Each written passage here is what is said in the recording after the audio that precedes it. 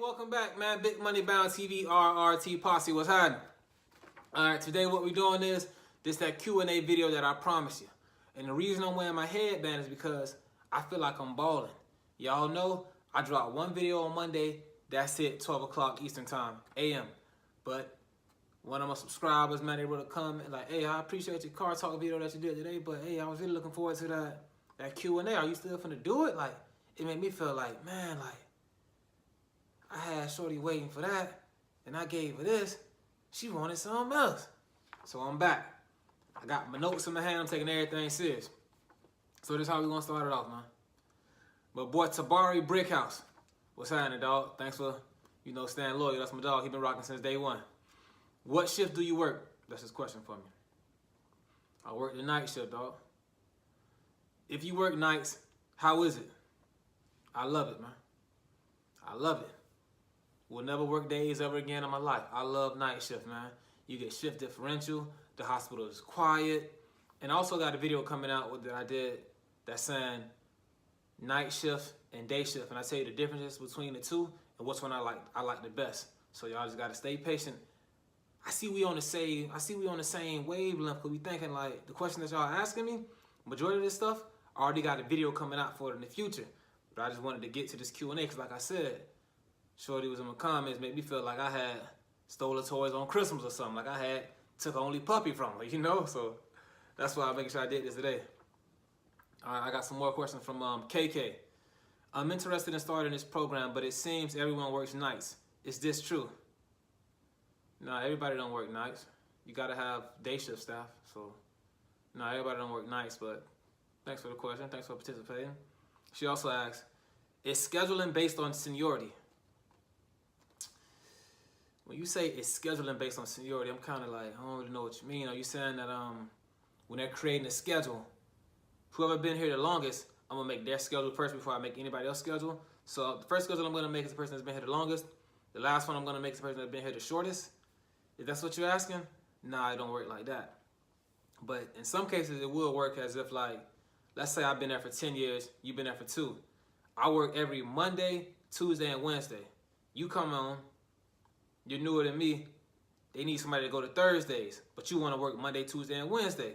Before they ask me to change, they may come and ask you because my schedule has been set in stone for longest. So, hope I answered your question right, man. What is the starting hourly rate for respiratory therapists in Florida? I like how you talking, man. Big Money Bound TV. You see what we own. But there's no like direct question for that answer. There's no direct answer for that question. See, today is my day off. I'm sleepy, but I'm still doing this video. Hey, I'm giving y'all what y'all want. So the starting pay, it varies. It all depends on like you, how you sell yourself, what you willing to take. It's no set rate starting off. There's no set rate. It's all about what you willing to take. Me personally, I didn't care what they said, man. As long as they said anything above, as long as they said $20. $20 and whatever. They could have said 20. They could have said 23, 24. I was going to sign my name down anyways, man, because I was coming from working $10 an hour, breaking down boxes, stocking up supplies. I didn't want to hit 20 anything. So when they said, I wanted for my job interview, the dude said 20s. I want to know what he said after that. I just heard 20. Hey, what do you want me to sign? What do you want me to sign? Please, I'm hungry. So it all depends. But it's normally from like, let's say, because Florida is a big place. You got Southern Florida, Central Florida, and North Florida. Southern Florida is more populated. So they're going to pay more than Central Florida because it's more populated than Central Florida.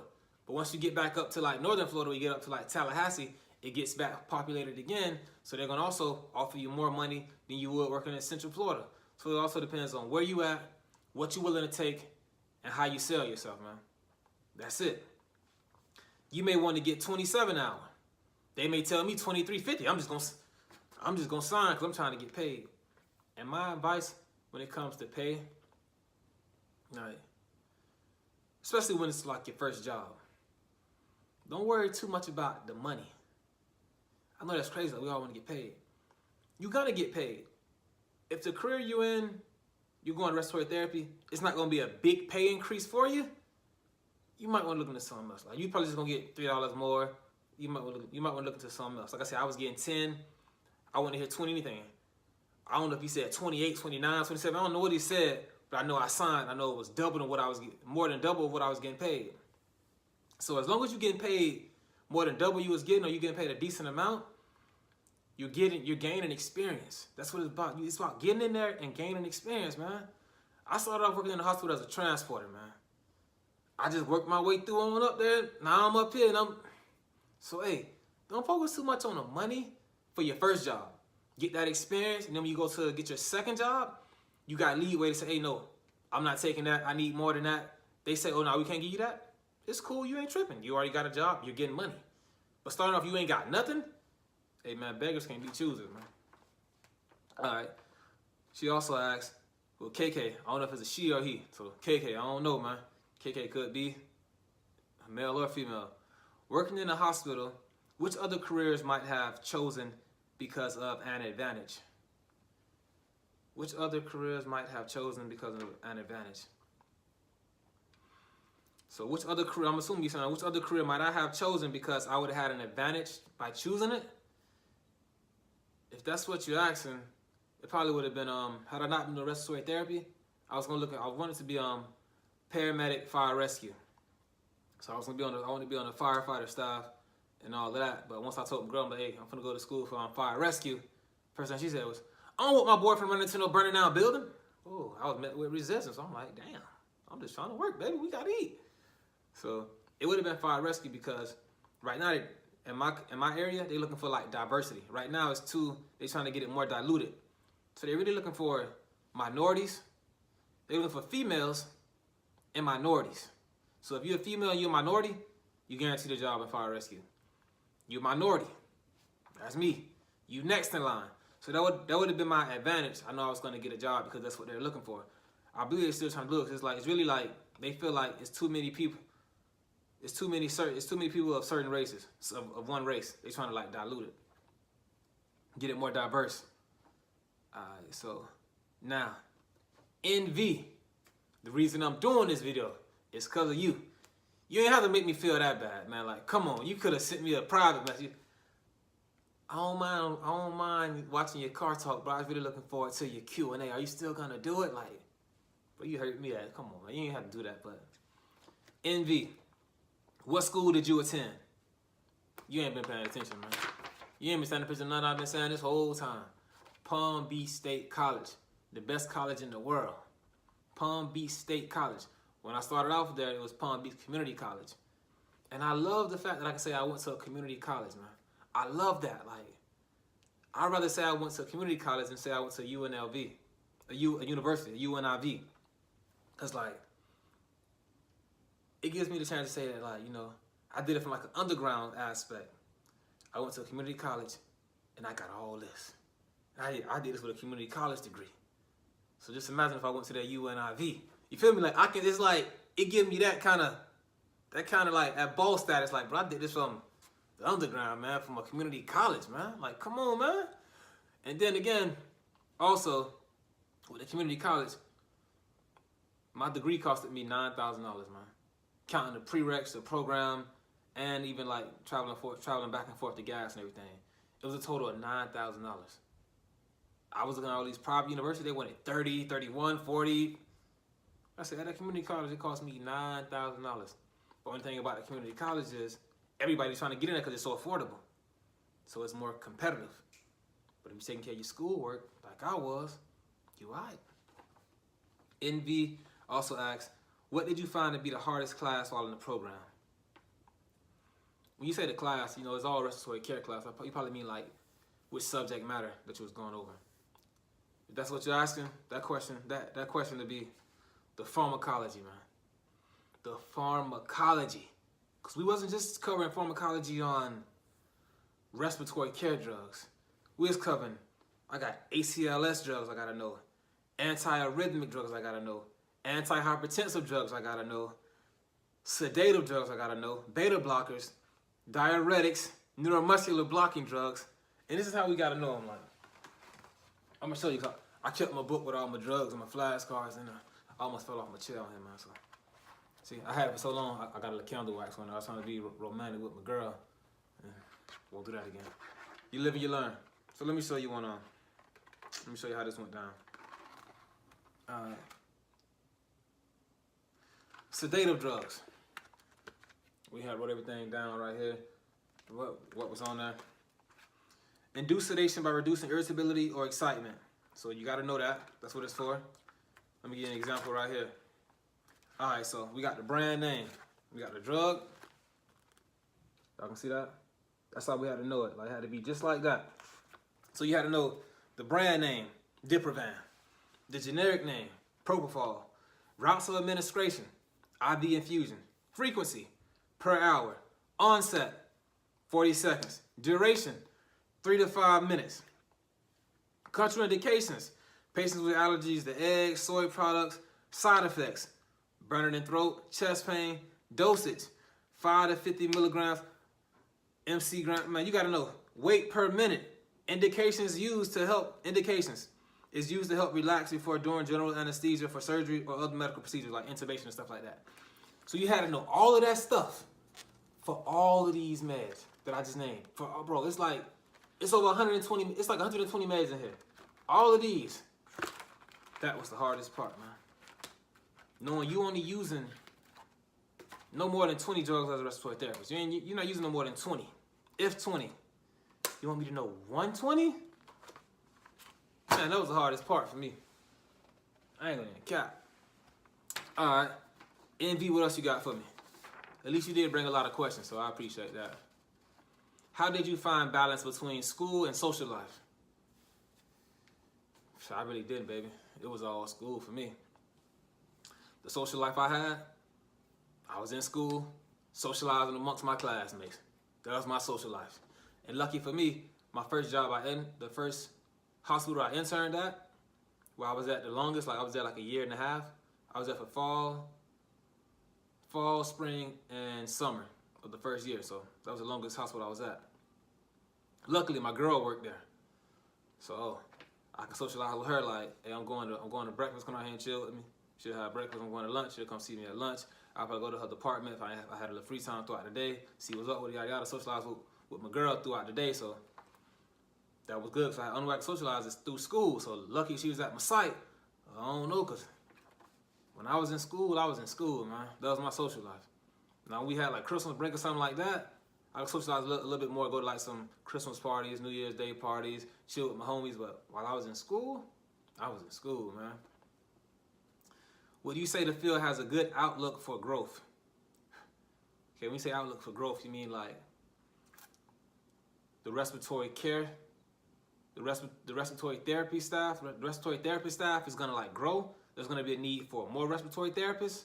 Or do I see like growth in the respiratory career itself, like advancement? If you're talking advancement, nah, it's not much advancement, because you can either be respiratory therapist or the supervisor or the director. And then you know you got your specialties, you can be like PICU, NICU, and that kind of stuff, but it's really not like nurse, like you can be like a nurse practitioner, a nurse anesthesiast, like that kind of stuff. So it's not really growth in that department. But when you say growth as in like they're gonna need more respiratory therapists in general, of course, man, because that's the healthcare field by itself. Like, and when it comes to respiratory therapy, like it's all about your lungs, and it's all about your lung elasticity. Everybody lungs. Every time you expand your lungs, what you're gonna learn in the program, it's like a rubber band. Every time you expand them, you're losing some of that flexibility. Some of that flexibility is getting lost. It's like you keep doing a rubber band. It's gonna keep, every time you bring it back, it's gonna start to be not as elastic. It ain't gonna snap back like it used to. Same thing with AIDS as we get older. We keep breathing, they're not gonna snap back like they used to now. That's why you see a lot of older people that got like COPD, that kind of stuff. The lungs just won't snap back. That's to come with old age. So it's gonna keep growing because population keep growing and we gonna keep getting old. So yeah, it's gonna keep growing like that. I saw it with my homeboy that he was like, but it's stuff you can do. It's stuff you can do to prevent that, right? Nah, bro. When that elasticity gone, it's gone. Like ain't nothing you can do. You can just like try to preserve it. You can preserve, but you can't prevent. It's gonna happen. That's why I treat patients the way I want to be treated when I get old, because it's just a circle of life, man. You born in the hospital, you're gonna leave. You come in as well in the hospital, you probably gonna leave out in the hospital or in some kind of health care. supervision. So keep that in mind when you're doing your job. Do you see more female RTs or more males? I see more females. I ain't looking at no dudes. But nah, for real, it's more females than it is males in the field though. There's more female RTs than it is males. That can be good, that can also be bad, man. You know, sometimes, you know, women can get a little crazy. But then again, too many men, they can also get a little crazy, so. But it's more women. Did you work while going to school? Yes, I did. Yes. I'm doing another video on that. My 2-year experience while I was in the respiratory care program. I'm doing that, and that's gonna be like very, very detailed oriented. That's all I'm gonna say, man. That's something you don't want to miss. Now I ain't saying when I'm gonna drop it now. You already got me feeling bad, but I'm gonna go through all that. I'm gonna do a video for that. Trust me, I got to. All right, what did you eat to keep your energy up while in school? My 2 years while I was in school was probably like the healthiest I ever ate throughout my whole life, because I knew that I couldn't afford to get sick. Like, that couldn't happen, so I made sure I ate healthy. When I was at the hospital site interning, I made sure for breakfast every day I had boiled eggs, and I only had the egg whites, and I had oatmeal with bananas in it, and brown sugar, or like no sugar. I'll just use like banana and raisins for sweetener. And then for lunch, I'll be sure if I got like some chicken or grilled cheese, I also had a salad, and I was heavy on the water. I could not afford to get sick. And when it came to like class, I always had like little snacks. Like I either had almonds or I had cashews. So I stayed with like some nice, that's like an organic way of getting energized from like almonds and the nuts. I ain't really eat no sweets, nothing like that. I had to make sure like I was focused to keep my health right, because I could not afford to be sick. You miss a week of respiratory care school, man, that's a lot of information. You probably don't miss everything. You probably can't pass your next test, so I couldn't afford to be sick. And luckily, I never got sick while I was in the program, man, so I'm thankful for that. Javonda SC, what essential supplies do you think are needed for an RT school? All right. You need a stethoscope. You need some scrubs. You need flashcards. You need flashcards. Flashcards. And then you need like a positive outlook, man. Just know that throughout the bumps of the program, you're gonna get through, man. You're gonna make it through. Like I said, through my 2 years, I was bumping in A, but like I said, I'm gonna do a video for that. That's later, man. You gotta watch that. It wasn't easy for me, but you'll find out later, man. But those are the essentials that you need. What math do you need to be proficient in to do well in your RT classes? Well, you just need like the basic college algebra. That's it. All you're really doing is like you're doing like simple conversions, milligrams to milliliters, and you're doing like they got another like conversion formula for you. They got another math conversion for you for like PSIs. Like you got an E tank, an H tank. It holds this much PSI. If you run it on 2 liters, for how many hours would it last? And they give you the conversion to do, so I know how to solve it. And it's basic college algebra. So that's all you need for that. What do you think are the most difficult aspects of and courses in RT school, and why? I'm trying to answer everybody's questions, but some of them kind of like, all right, let me see. What do you think are the most difficult aspects of and courses in RT school, and why? The most difficult aspects of the program is probably most likely the introduction to it, the beginning, because we all know like the basic like anatomy of the human body, like the lungs bring in oxygen and remove CO2. We know that, but like it goes so in depth of how it happens, like the alveoli, the peeping alveoli, the AC membrane, CO2 and oxygen crossing over, one being expelled.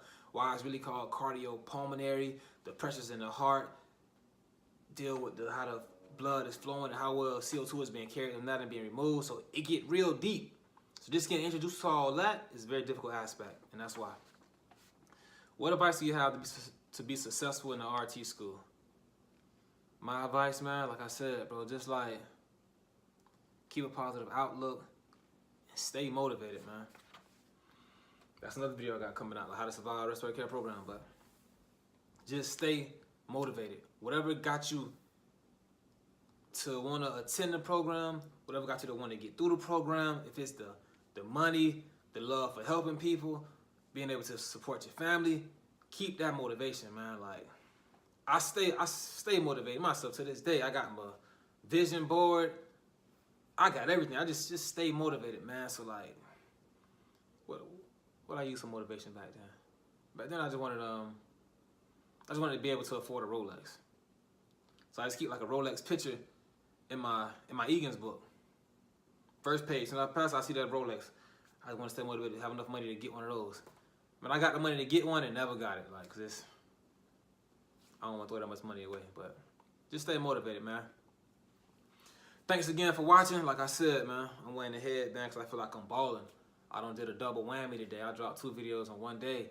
If you do YouTube videos, you know that is not an easy task, man. You gotta do it, you gotta prep, you gotta edit, and I still got it out there on the same day. I need y'all to drop them comments, let me know that you appreciate me, and I'm gonna keep giving you what you appreciate. Thanks for watching Big Money Bound TV. Y'all stay blessed. I'm gone.